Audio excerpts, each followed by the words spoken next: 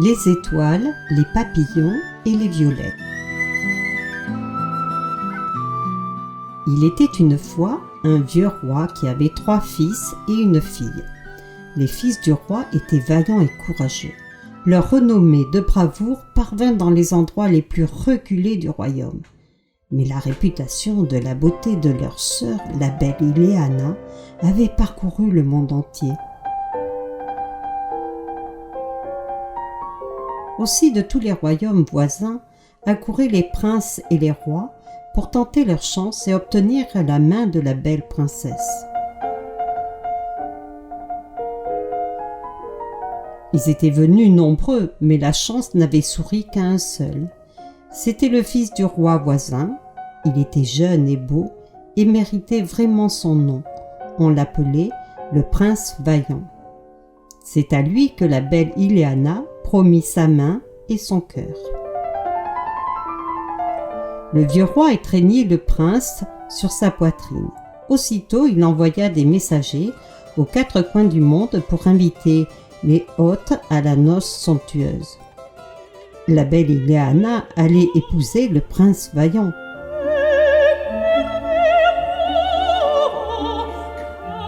Autant les messagers étaient partis avec joie aux 4 coins du monde, autant leur retour, 3 jours après, fut plein de tristesse.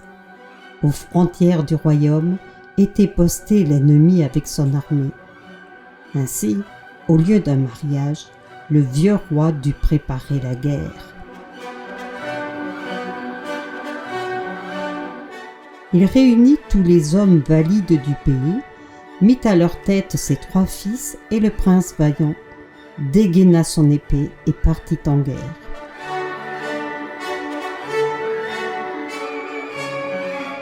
La belle Ileana resta avec une poignée de fidèles serviteurs et quelques vieillards dans le château royal.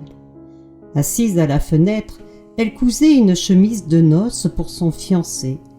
Elle attendait les nouvelles du champ de bataille, parlant de son père, de son frère et de son prince bien-aimé. Mais comme il n'arrivait aucune nouvelle, elle s'occupa elle-même d'en faire venir.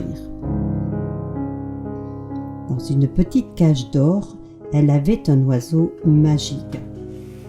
Il parlait d'une voix humaine.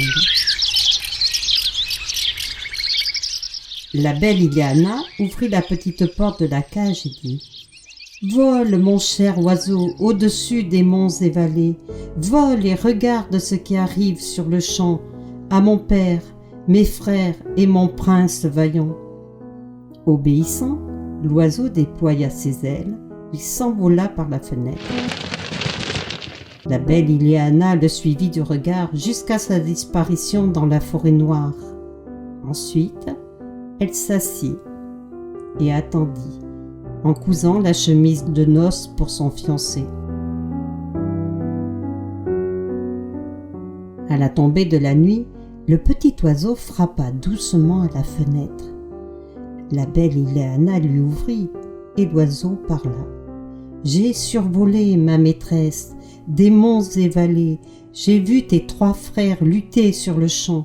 Ils se battaient contre l'armée ennemie hardiment. » Alors la belle Ileana se mit à pleurer de joie, et ses larmes glissaient sur la chemise de noces du prince. Chacune de ces larmes y broda un rayon de lune.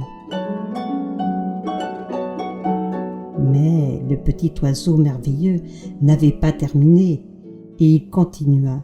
« Quand je rentrais, survolant des monts et vallées, j'ai vu le roi tomber sur le champ. Au cœur, il avait un trou béant. » Alors la belle Ileana pleura de chagrin, et ses larmes tombèrent sur la chemise de noces du prince vaillant. Chaque larme y broda une étoile. Le lendemain matin, la belle Ileana fit sortir le petit oiseau enchanté à nouveau. Lorsqu'il fut parti et disparut au-delà de la forêt noire, elle s'assit pour attendre et continua à coudre la chemise pour son fiancé.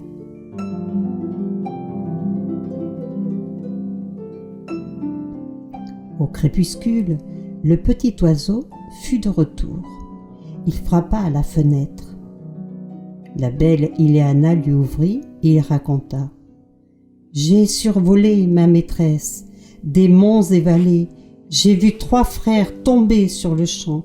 Au cœur, ils avaient un trou béant. » En entendant cela, la belle Ileana se mit à pleurer de douleur. Ses larmes tombaient sur la chemise du prince vaillant, et chaque larme y broda un papillon.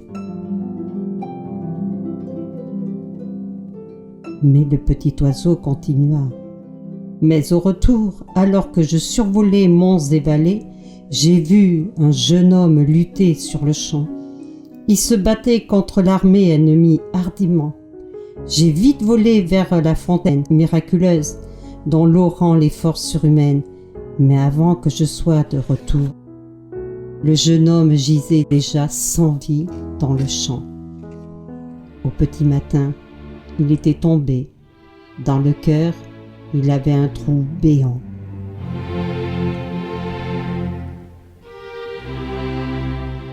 Alors, la belle Ileana pleura de chagrin. Ses larmes tombaient sur la chemise de noces qu'elle faisait pour son fiancé.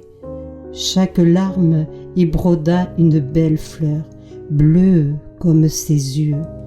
Et c'était tout ce qui lui restait de son père, ses frères et le prince vaillant. Elle serra la chemise contre son cœur, puis elle ordonna de brûler le château. Quand les ennemis s'en emparèrent, il ne restait que braise et cendres.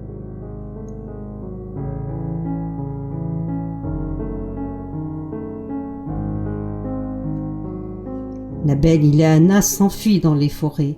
Elle mangeait des fraises et des framboises, dormait dans les taillis et les creux des arbres. Et quand, le cœur gros, elle pensait à son vieux père, ses frères et son prince vaillant, elle prenait son unique trésor, la chemise de noces de son fiancé, la secouait dans le vent, et soudain son cœur devenait plus léger. Les étoiles brodées de ses larmes s'envolaient en grappes vers le ciel. Les papillons brodés de ses larmes voletaient de tous côtés. Les fleurs brodées de ses larmes tombaient dans l'herbe, où elles s'épanouissaient, embaumant l'air alentour.